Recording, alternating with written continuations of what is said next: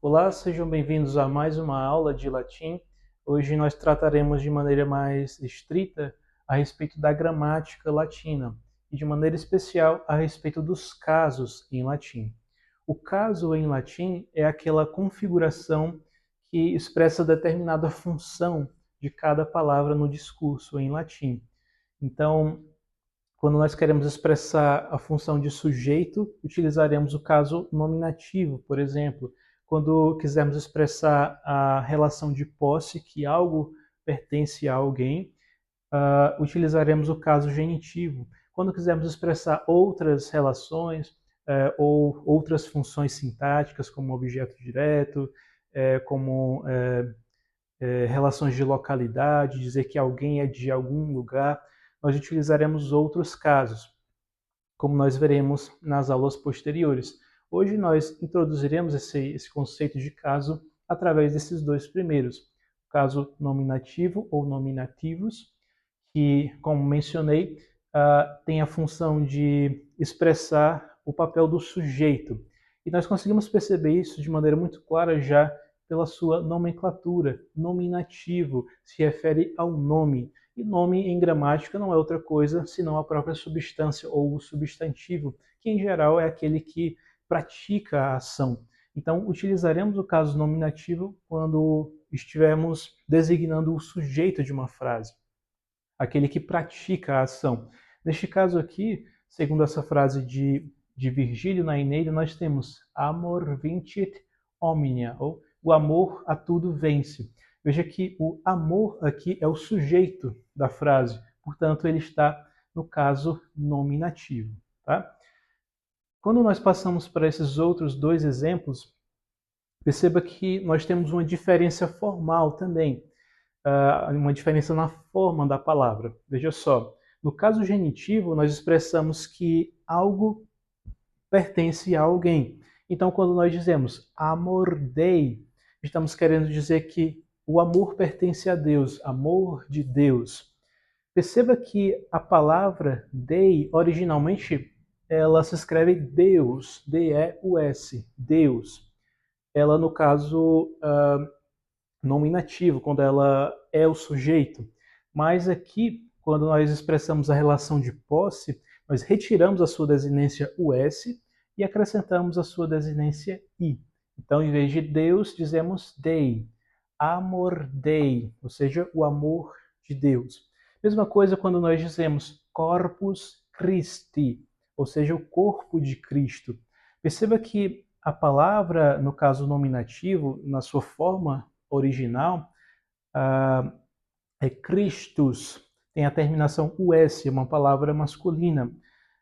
Mas quando nós queremos dizer que algo pertence a Cristo, nós retiramos essa desinência us e em vez dela colocamos a desinência i, representando o caso genitivo. Então, Christus passa a ser Christi, Corpus Christi, o corpo de Cristo.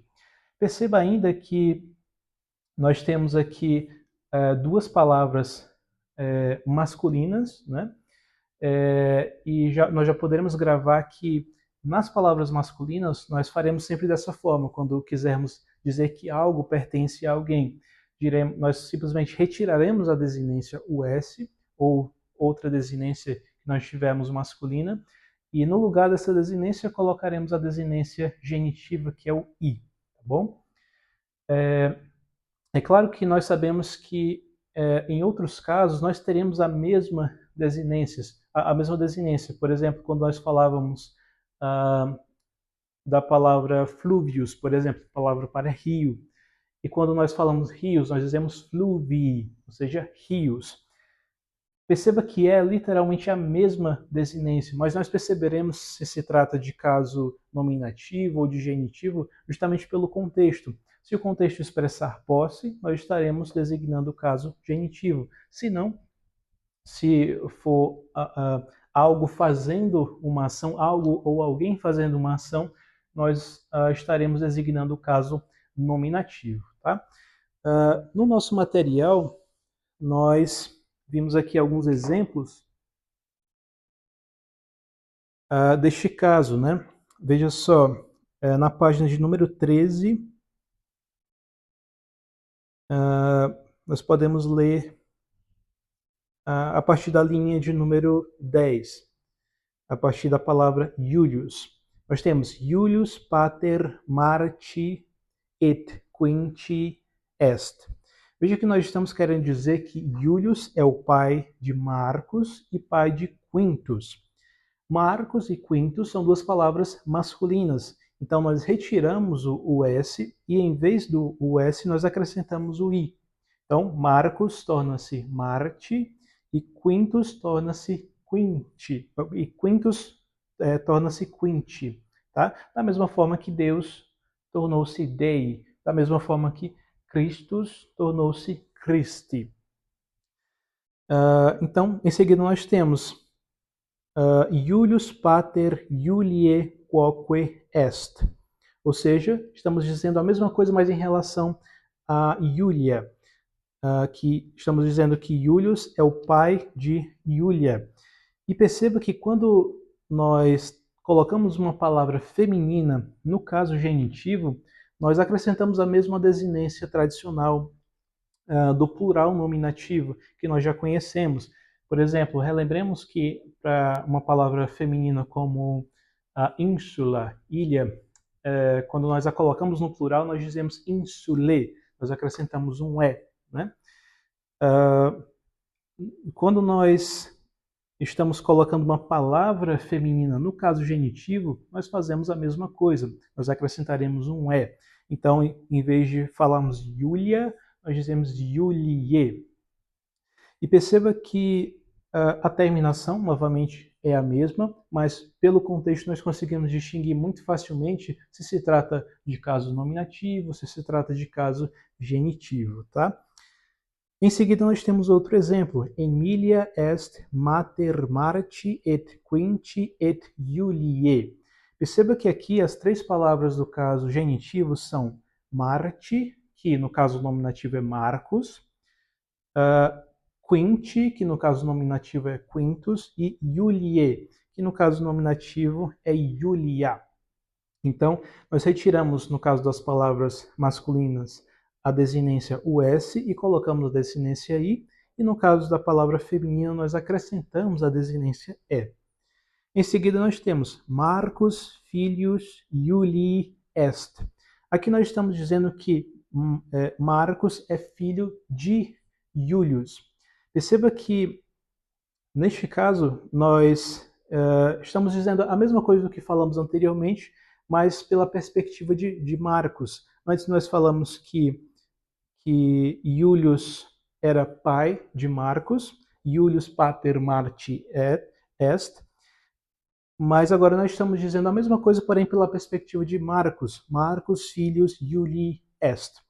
Então a palavra Iulius, nominativa, torna-se Iulii. Nós retiramos o S e acrescentamos o I em seu lugar.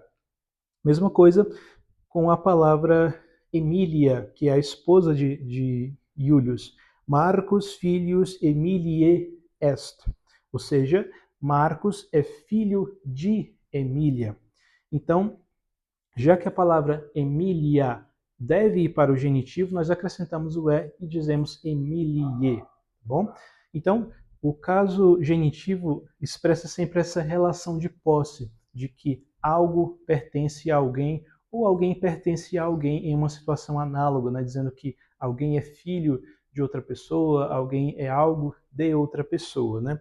Não necessariamente em uma relação de posse estritamente, né? Mas também em uma relação de posse análoga, né? Tanto quando alguém é o possuidor de um objeto, quanto quando alguém é, por analogia, o possuidor de alguma pessoa também, né? A gente segue essa mesma lógica. Então, no caso genitivo, nós simplesmente retiramos a desinência nominativa e acrescentamos a desinência do caso genitivo, que é a mesma desinência do plural nominativo. Nós tínhamos fluvius e no plural nós temos fluvii. E no caso genitivo, a palavra fluvius também seria fluvii. Mas nós identificaríamos se se trataria do plural nominativo ou do singular genitivo a depender do contexto, tá bom? Então, apesar de termos a mesma forma, essa identificação, essa diferenciação é muito simples de ser feita no discurso, porque o contexto deixa sempre isso muito claro, tá bom? Posteriormente, nós veremos também a aplicação do caso genitivo no gênero neutro, tá? Que segue a mesma lógica que nós utilizaremos também para o gênero neutro, a mesma terminação de seu plural nominativo, tá bom? Mas nós veremos mais exemplos a respeito disso posteriormente, mas a lógica é exatamente a mesma, tá bom? Então, nessa aula de hoje nós começamos nossa compreensão a respeito dos casos em latim e nós tratamos para isso sobre o caso nominativo, que é o caso que expressa o sujeito, expressa a função de sujeito, e o caso genitivo, que expressa uma relação de posse ou algo análogo a isso. Tá bom? Então, obrigado por terem assistido até aqui. Caso tenha alguma dúvida, fiquem à vontade para perguntar. Lembrando que o material está sempre na descrição do vídeo. E qualquer coisa, fiquem à vontade. Nós estamos aqui para servir. Deus abençoe a todos vocês e até a próxima.